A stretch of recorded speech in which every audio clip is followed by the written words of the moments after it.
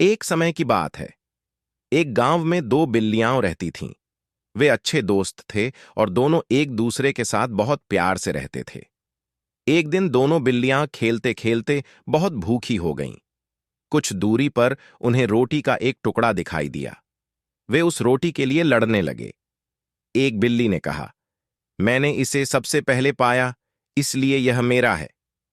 दूसरी बिल्ली भी यही बात कह रही थी। पहली बिल्ली ने रोटी के दो टुकड़े लिए और एक टुकड़ा दूसरी बिल्ली की ओर बढ़ा दिया। यह देखकर दूसरी बिल्ली फिर बोली, यह क्या? तुमने मुझे एक छोटा सा टुकड़ा दे दिया? यह गलत है। पेड़ पर एक बंदर उन्हें रोटी के लिए लड़ते हुए देख रहा था और वह भी उस रोटी को खाना चाहता था। उन्होंने कहा, क्यों झगड़ रहे हो? मैं आपकी मदद कर सकता हूं क्योंकि मेरे पास एक तराजू है जो रोटी को बराबर मात्रा में बांट सकता है। दोनों बिल्लियों को बंदरों की सलाह पसंद आई। बंदर पेड़ पर चढ़ गया और तराजू ले आया। उसने दोनों टुकड़ों को एक पैन में डाल दिया। उसने जानबूझकर रोटी को असमान मात्रा में बांट दिया और बोला, अरे ये टुकड़ा तो बड़ा है, चलो दोनों बराबर कर लेते हैं। और इतना कहकर उसने बड़े टुकड़े में से थोड़ा सा काट कर खा लिया। इस तरह जब भी तराजू भारी हो जाता तो वह उस तरफ से थोड़ी सी रोटी तोड़कर मुंह में डालने लगता। दोनों बिल्लियां अब घबरा गईं।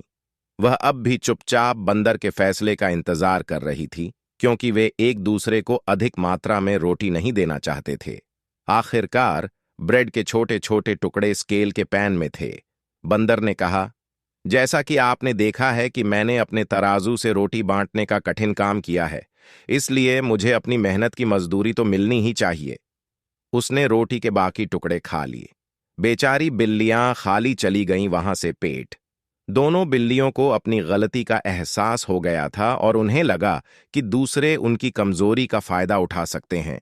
बिल्लियों के बारे में इन कहानियों को पढ़ने के बाद हम जानते हैं कि हमें हमेशा सावधान रहना चाहिए कि दो दोस्तों को लड़ते हुए देखने वाला तीसरा व्यक्ति मदद तो नहीं कर रहा है। इसके विपरीत वह लड़ाई का फायदा उठा रहा है और अपने फायदे के लिए दोनों दोस्तों का इस्तेमाल कर रहा है।